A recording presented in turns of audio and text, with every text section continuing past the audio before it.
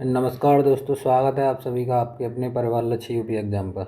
आज हम हिंदी की क्लास 3 देखेंगे। इससे पहले हिंदी की 2 क्लास हो चुकी हैं वर्णमाला पर। आज तीसरी क्लास है। ठीक है। आज इसमें हम ये देखेंगे कौन सा वर्ड कहाँ से बोला जाता है। ठीक है। ठीक है। तो इसके लिए फॉर्मूला है अकोह विसर्ग कंठ। तो अ का मतलब हो गया छोटा और बड़ा दोनों। को हम क वर्ग भी बोलते हैं। क वर्ग में 5 अक्षर आते हैं, 5 वर्ड आते हैं। कौन कौन से? क, ख, ग, घ और अंगा। ठीक है। ह, ह का ह ही रहेगा। विसर्ग, विसर्ग में आता है बड़ी अंग, इसे अह बोलते हैं। और ये बोले कैसे जाते हैं? तो ये कंठ से बोले जाते हैं। इसका फॉर्मूला है अकोह विसर्ग कंठ। अकोह विसर्ग कंठ। ठीक है। अब तालु से मतलब ये कौन कौन से वर्ड बोले जाते हैं? तालु से, तालु को तालव्य भी बोलते हैं। ठीक है, याद रखना इस चीज़ को। तो इचो यस, क्या? इचो यस। इसे हो गया छोटी ई बड़ी ई दोनों। ठीक है। चो से चो का मतलब होता है च वर्ग। च वर्ग में आता है च, छ, ज, झ, इया। ये 5 वर्ड में आपके च वर्ग में आते हैं। ठीक है। और य का यही आएगा। और श, इसे तालव्य सा बोलते हैं। ये जो सा होता है इसे तालव्य सा बोलते हैं, क्योंकि यह तालव्य से बोला जाता है। ठीक है। ओके। अब अगला फॉर्मूला है रिटूरस मूर्धा। रिटूरस मूर्धा। तो ये वाले जो शब्द हैं ये मूर्धा से बोले जाते हैं। सॉरी, वर्ण है ये रिटूरस। ये जो वर्ण है ये मूर्धा से बोले जाते हैं। तो री का मतलब तो री रहेगा। और टू का मतलब हो गया ट वर्ग, क्योंकि टू को ट वर्ग भी बोला जाता है। तो ये ट, ठ, ड, ढ़, अणा, ये जो पांचों हैं ये आपके मूर्धा से बोले जाते हैं। और रस, तो रस से रही रहेगा और श से सही रहेगा। तो ये वाला जो सा है इसे मूर्धन्य सा कहा जाता है। मूर्धा को मूर्धन्य भी बोलते हैं। ठीक है।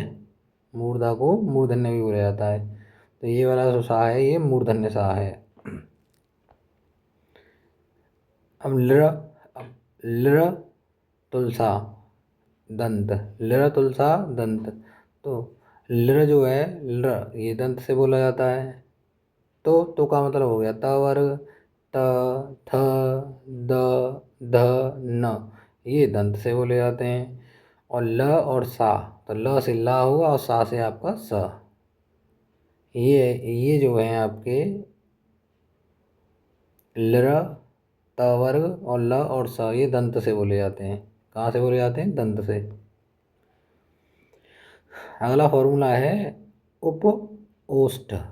उप ओष्ठ। तो ओ का मतलब हो गया आपका छोटा ऊ, बड़ा ऊ। और पो का मतलब हो गया प वर्ग। क्या हो गया? प वर्ग। प वर्ग में आते हैं 5 वर्ड। प, फ, ब, भ और म। ये आपके ओष्ठ से बोले जाते हैं। ठीक है।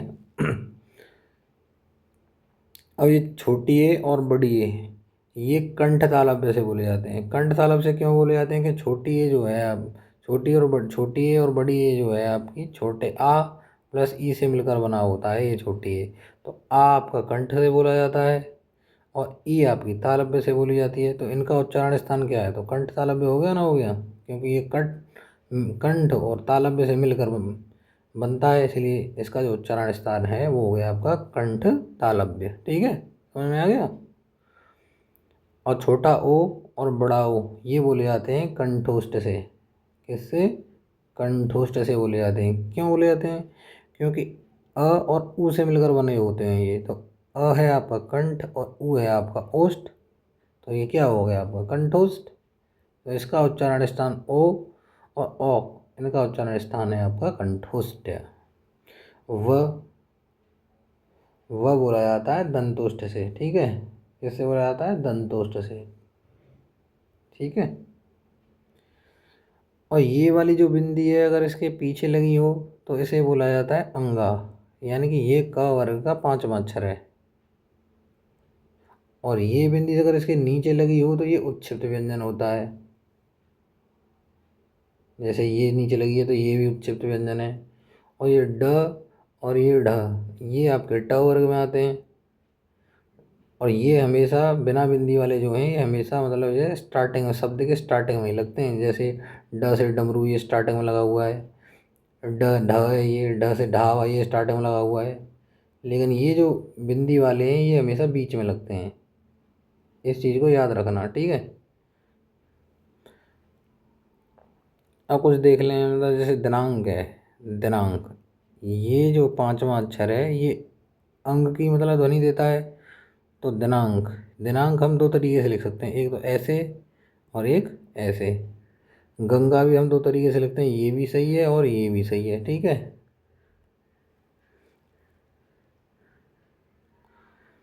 अब जान लेते हैं प्राणत्व के आधार पर वर्ण के कितने भेद होते हैं। प्राणत्व के आधार पर वर्ण के जो भेद होते हैं वो दो होते हैं, ठीक है। कौन कौन से? अल्प प्राण और महाप्राण। अल्प प्राण क्या होते हैं? जिनके बोलने में कम वायु लगे, ठीक है। और महाप्राण क्या है? जिनके उच्चारण में ज़्यादा वायु लगे, ये महाप्राण। अब ये जान लेते हैं कि अल्प प्राण और महाप्राण कौन कौन से वर्ड होते हैं। तो पहला, तीसरा, पांचवा, ये जो वर्ण हैं ये आपके अल्प प्राण होते हैं। पहला, तीसरा, पांचवा। पहला वर्ड कौन सा हो गया? जैसे क, च, ट, त, प, ये पहला हो गया, ठीक है। तीसरा जैसे कि ग, ज, ड, द और ब, ये वाले जो जो पांच स्पर्शीय व्यंजन बताए थे ना, वो आएंगे इसमें, ठीक है। याद रखना इस चीज़ को। तो अल्प प्राण हो गए आपके पहला, तीसरा, पांचवा वर्ड। और जितने भी स्वर हैं, 11 जो स्वर हैं वो सारे के सारे अल्प प्राण हैं। और अंतस्थ व्यंजन, अंतस्थ व्यंजन कौन से होते हैं आपके? य, र, ल, व, ये आपके सारे अल्प प्राण होते हैं, ठीक है। इन चीज़ों को याद रखना, इन बातों को। अब महाप्राण, महाप्राण कौन कौन से वर्ड होते हैं? तो दूसरा और चौथा वर्ण। कौन सा? दूसरा और चौथा वर्ण। और ऊष्म व्यंजन, ऊष्म व्यंजन कौन से होते हैं? तीनों तो सा होते हैं और ह, ठीक है। ये आपके, ये हो गए आपके महाप्राण, ठीक है। अब जान अब जान लेते हैं स्वर तंत्री के आधार पर वर्ण के भेद। स्वर तंत्री के आधार पर वर्ण के जो भेद होते हैं वो आपके दो होते हैं।